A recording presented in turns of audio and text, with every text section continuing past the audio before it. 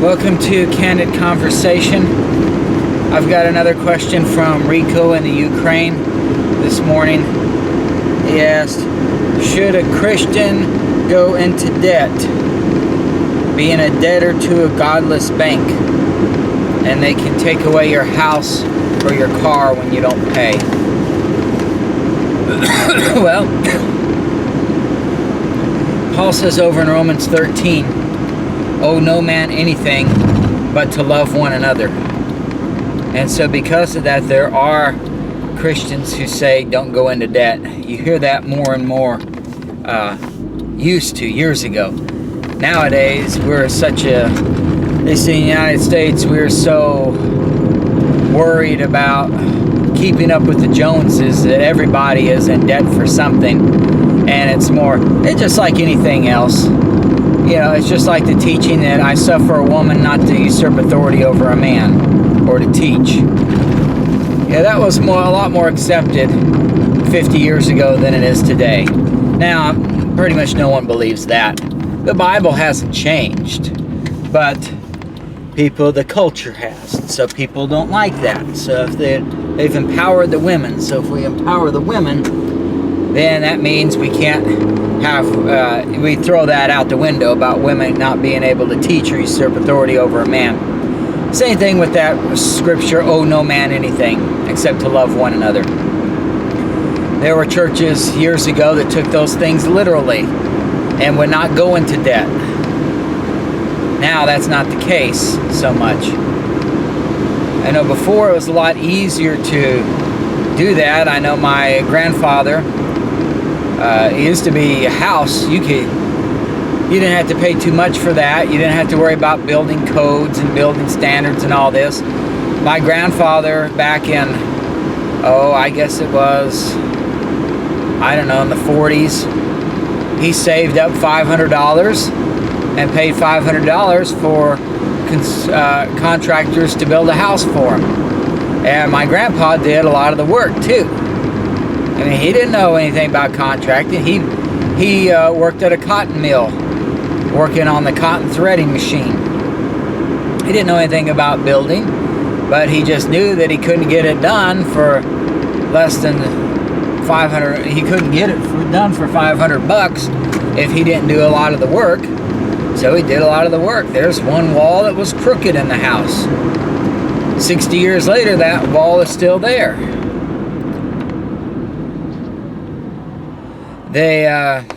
Now, you couldn't do anything like that. They wouldn't let you. You got to have all these building permits, and they check it, and it's got to be up to code. The code, I remember I had a business law professor. He said, when they build a mall, the dirt beneath the concrete has got to be clean enough for a child to eat off of. That's the standard. So when you got crazy standards like that, building costs are too high. I've heard people say something like Noah's Ark. You know what? The reason it took them 100 years to build it is because of all the building codes, permits, and all that. Just a joke like that. But so when my grandpa, 80 years ago, 70 years ago, he was able to pay cash for a house and help build it. Nowadays, people just couldn't do that. Even in a poor, like this area here, housing is really cheap compared to most of the United States. But still, I ended up taking out a loan on it.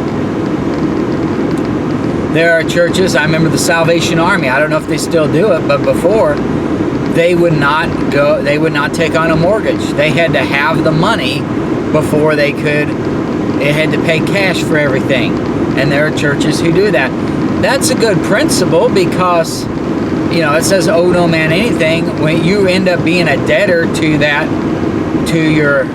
the creditor, and you have to do what they say to do. You have to make those payments. And it causes stress to try to make your mortgage payment or make your car payment or whatever it is that you go into debt. And so I would say, that's why Paul says, owe no man anything. And so I would say that it's best that you try not to go into debt. Because when you do, you end up, as Rico says, you end up owing a godless bank. they don't have compassion on you when you can't make your payment. They take your house away. The way that the government is set up in the United States with the Federal Reserve, the money, Federal Reserve is a private company. And it's held, who are these people that own it? We don't know. It's all a secret. And the reason that we have booms, we have economic prosperity followed by recession, followed by prosperity, followed by recession, is it's a way of getting the houses and the cars and everything. It's a way to get the rich richer and the poor poorer. They'll tell you, oh, buy the house that you can just barely afford. Go into as much debt as possible, and then you can make all the payments, and because your income will increase over the years, and you'll be able to make these payments, and then you'll have a lot of money. So they use greed against you to buy the big house. Buy the $500,000 house instead of the $300,000 one, because then you'll own a $500,000 house 30 years from now instead of owning a $300,000. So they use the greed against you. And that makes sense, but the thing is, if you can barely afford it, yeah, your income should go up, but what happens if you lose your job? What happens if there's a recession and they cut back your hours? Now you only get paid 32 hours a week instead of 40. Or they have to cut back on your health insurance. Now you got to pay an extra $100 a month for your health insurance. And that's why the Federal Reserve and the people who own the money, control the money supply, they intentionally put the economy through recessions and prosperities. You have these bull markets and these bear markets. It's done on purpose. These economic cycles were created by the Federal Reserve when they created money. Before when you just had money that had to be backed by a dollar of gold, you're on that gold standard. When you had that, you didn't have inflation. Money was worth the same for a long time in this country. You look at the inflation rates, go back to 1700s and go forward. You'll see 1700s, 1800s. There were no inflation, no deflation. It all stayed the same, and wages stayed the same. Well, now what they do is they inflate things, make wages go up, so that you will think that you can afford more. Go ahead and buy that expensive house you can't afford now because your wages are going to go up. Then they intentionally manipulate the interest rates, manipulate the money supply to make the economy go into recession. And then the people that own all the money take back the houses through foreclosures. It's just a way to take all that money that you earn and put it in the rich people's pockets. That's what these recessions and these inflation times are about. Abraham Lincoln, he was assassinated right after the Civil War.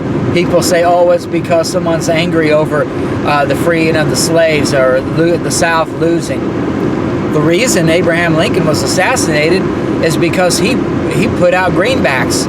He was trying to take away the Federal Reserve's power to inflate and deflate the economy, and then they can take houses away from the hardworking people. So this system of debt, and no one will ever tell you that, but look it up, do some research, and you'll find that to be true. He issued what were called greenbacks, and that was the real reason he was killed. The powers that be will make up some excuse. I always think it's funny with the stock market. Stock market goes way down on one day or goes way up one day, and they put out some reason. Oh, it was because of the trade thing in China. Oh, it was because of this. Oh, it's because of that. All they're doing is they're making fluctuations to get the money from you. They've told everybody to invest in the stock market. It's the best investment. You'll get a 10% every year over the long run. And that's true, you will, but people can't stomach that. They'll see it go way down and they'll sell, or they'll see it go way up and they'll buy. And very few people ever buy stocks and hold them and don't do anything with them for 20 years at a time. Very few people do that. Most people think they can outsmart the market and get a better return, and so they watch it, and then they get all scared, and the fear and greed is used to take the money away from you. So it's done in the stock market, It's done with the debt situation, with the Federal Reserve controlling the money supply, inflation, interest rates, all that controlled by private people. And so the system that we have is a very bad system. It takes away from it's robbing from the poor and giving to the rich. And so, and they'll tell you, when we went to buy a house, I had a down payment from being in California, and I wanted to use that and not take out a big loan. And they say, oh, no, you need to take out as much as you can afford. Well, what happens? I lost my job up in Birmingham. Maybe I'll lose my job here. I don't know what's going to happen. If I take out a loan that is way more than I can afford, they say most people are just a paycheck or two away from bankruptcy. If you go a whole month without getting paid, you lose your job and you don't have any pay for a month. A lot of people lose their house or lose their car. They're just so debt ridden, so much leverage there that they can't survive. And the chances are, with these economic cycles and you taking out a 30-year mortgage, chances are you're going to default on that at some point, and they'll take it back, or you have to refinance. Well, then that's another 30 years. You got 10 years into it. Now you're 30 years more in debt. And so they try to get you to say, even after you've, I had a call a few months ago. The banks always call me and they'll say things. They'll say, oh, well, you got equity in your home. You could take out a loan and do some improvement, add a bathroom or add a bonus room or put a new roof on your house or, do all these things. And I told them, I said, I don't want to increase my debt. I want to decrease my debt. And they didn't really like that. I told them to stop calling me, and they haven't called me since. That was a few months ago. They'll probably call me again. They'll cleverly forget that I told them to stop calling me. But yeah, even when you go into debt and you got something manageable like I have, I got a loan, a house that I could afford. It's not the best house in the world, but I can afford it, and I'm not going to take out anything. That's the thing. You get a 30-year mortgage. People never pay that off. I had an uncle who paid off his house after all those years and was all excited. Then he adds a room. He gets a gazebo. He gets this and that. He adds all this stuff to his house. Well, now he's back into debt again. He had to refinance, take the equity out of his house, and now he's back into debt again.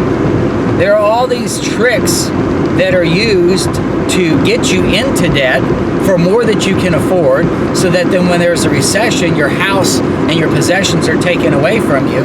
And even if you follow your plan and you stick to it, and you actually pay something off, the material part is, well, you need to get something new. When my wife had an old car and the engine was gone out on her, we bought a new engine. Why would you do that? Everybody else buys a new car. Well, because a new car cost me $15,000, $20,000. A new engine cost me $33,000. And I could pay that off, whereas the new car, I'm going to be paying on it for 5 years probably. So, owe no man anything but to love one another. And when you owe things, you go into debt, it makes it, you've got to make those payments. It stresses you out.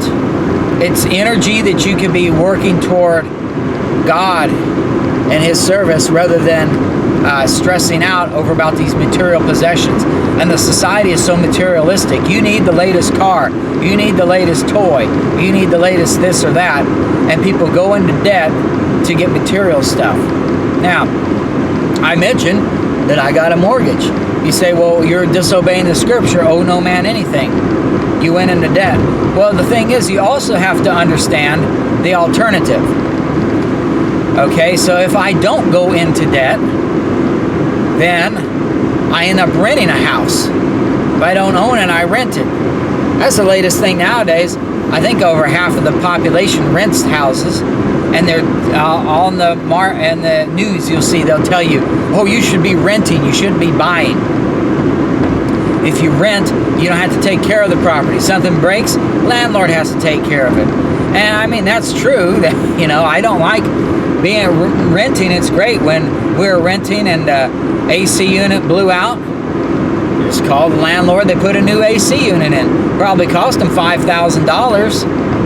I didn't have to pay for that. If I owned the house, I'd have to pay for that. And where am I going to get $5,000? So, yeah, it's great from that perspective. But when you look at it, renting is, as long as you got an income and you can make a house payment and you can afford that, that's a lot better than renting. Because when you rent, you're still owing somebody. You're still owing the person who owns the house. And when you give them, let's say your rent's $1,000, let's say, and a mortgage would be about $1,000. Usually they're about the same nowadays. So let's say that's the case. Well, if you pay $1,000 in rent and you faithfully pay that, you have no money. That $1,000 goes to the owner. You get zero of it. But if you pay $1,000 to a mortgage, you get at least some of that as in principal. I realize you're paying a lot in interest. And that, by the way, is how they structure those 30-year mortgages. They say, oh, you're only paying 5%. That's a good rate. Whereas the credit card's going to be 10%. Well, the reason that it's, or 20% or whatever, the reason the rates are so low on those mortgages is you're really paying more than that at the beginning. They don't tell you that. The 5% is an average rate. If you look at the amortization schedule, if they give you one, they probably don't do that anymore. But if you look at the amortization schedule and you look, say you got $1,000 payment, principal payment, probably the first several years, maybe only $200 of that goes to principal and $800 goes to interest. Well, $800 interest payment is a lot more than 5%. But then at the end of the loan, $800 is going to principal and only $200 to interest. So it averages out to be 5%. But the thing is, they know that most people will never get through 30 years. And even if they do get through, say, 5 years of payments, chances are after that time they're going to refinance so they can get a lower interest rate, or so they can get money out of the house. Take the money out of the house and use it for some improvement or something. Well, when you do that, you start it over again. So yeah, you got a 5% interest rate, but you were paying, I don't know, say 10% at first, and you're paying 1% or 2% at the end. But if you're paying the 10% at first, and then you refinance after 5 years, well, now you got a 4% rate. You think you're ahead of the game. Well, now you're paying 8% at first. So you didn't really help yourself any there. You got through the hard part of the interest, where you're paying the higher interest at first on your 30-year mortgage, and then you refinance so you can pay the high part of the interest again. It's all scams. It's all linked to where they control you and you don't get any equity. You don't get to keep any of your money. But if you get a house that you can afford, and especially now the interest rates are low, historically speaking, go ahead and get that interest payment and don't refinance. Just keep it for 30 years or however long it is. As long as you can keep making those payments. And you make those payments, don't refinance, don't take any equity out of it, don't try to get a lower interest rate, and you just keep making those payments. And as long as you keep doing that, the house will be yours in 30 years. So you will own a house, and then you will owe no man anything. Whereas if all you do is rent, you'll never owe anything. Even if you own a house and say situations change and you decide to move somewhere else after 10 years, well, you've got some equity in the house. May not have a lot, but at least you got some. You can sell the house, and then you've got some money. Let's say you end up with $50,000 after 10 years. Not a lot for 10 years, but hey, at least you got $50,000, right? If you were renting, you move after paying 10 years payments, you get zero. The owner doesn't say, oh, here's $50,000, thanks for renting all these years. The owner keeps all that money. You're really increasing the owner's wealth by renting, and your wealth is zero. Or let's say you stay for the whole 30 years in the same place and you rent that whole time. They could raise the rate on you. They could raise the payment, or you got to pay more. Maybe you can't afford it anymore. People that have that rent all their lives, you do it for 30 years. Now you're on Social Security. They raise the rates on you. You lose your house. They kick you out because you can't make the payments, because inflation and everything, it's gone up, and your Social Security check stays the same. You can't afford the payments. So when you rent, people say, oh no man anything, therefore I'm going to rent and not buy. But actually renting is worse, because then you owe all the time. You're not building up any wealth. Whereas if you buy a house, one that you can afford, and you can afford to make those payments, and you keep making those payments, even if the house is tearing down on you, just keep making those payments. And then eventually you'll get it paid off, and then you won't owe anybody anything. And when you retire, you get to where you can't work anymore and you retire, house payment's gone. Even the people who say, well, I'll just pay cash, I'll save up and I'll just pay cash and I'll owe no man anything. Well, if you can do that, that's fine, but then you're still going to owe people. You're going to owe for electricity, water, gas. You make those payments every month. Sure, you didn't go into debt, but you're going to owe them anyway. Everybody in this economy, the way it's set up, owes people, and that's just how it is. You can't get out from under that. Unless you live out way in the country and you get your own generator and you get your own Wi-Fi connections, which I don't know how you can do that if you're way out in the country, and you get all this stuff and you're not paying, you don't have any bills. That'd be very difficult to get to that the way the economy is set up now. That's why they set up things the way they are. You buy a computer, well, you can't buy software, you got to rent it in the cloud. You buy a house and you own the house, well, you still end up paying association dues. They've got it to where, yeah, you can own stuff, but then there are other payments that they're always going to get from you. So, owe no man anything is a great thing to do. That's an argument for buying a house and taking out a mortgage as opposed to renting. The more you can get from under not having to make payments to people, the more you can concentrate on serving the Lord and not being stressed out and worrying about how you're going to pay your bills. So you're not under that crunch. You hear all the bills come. Do I have enough money? You got your paycheck spent before you get your paycheck. I realize, it's.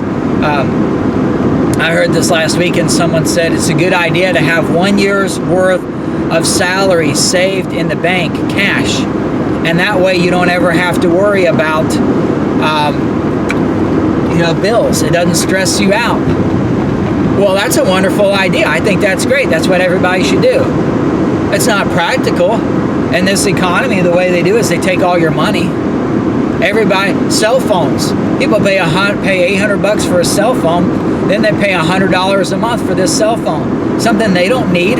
You don't need a cell phone. I've got a cell phone, but I only use it to make calls. And I get unlimited calls, unlimited texts, and I pay $17 a month. I owe the cell phone company $17 a month, but better than $100 a month for stuff I don't need. I don't pay for cable TV. What is that? $50, $100 a month, whatever it is. Something I don't need. It's good to limit your bills as much as possible, not pay for things you don't need, and it's good to buy a house so that you don't have to rent, pay the landlord. He can kick you out at any time. He can raise the rate on you at any time. Well, not any time, but pretty much every year. So, owe no man anything but to love one another is a great principle. That's what God says in His Word. But the way the economy is, we're not able to do that completely. But the more you do that, the more you limit your debt, what you owe people. Not just mortgages or loans, but what you owe them. So it's better to buy than to rent, because then there will come an end to you having to pay for a house. Whereas if you rent, there will never be an end to that. So it's good to be wise with your money, because that way you can concentrate on serving the Lord. You're not stressed out. You don't end up getting an ulcer because you're worried about where your next meal is going to come from, or how you're going to make your mortgage payment on the house that you bought that you can't afford.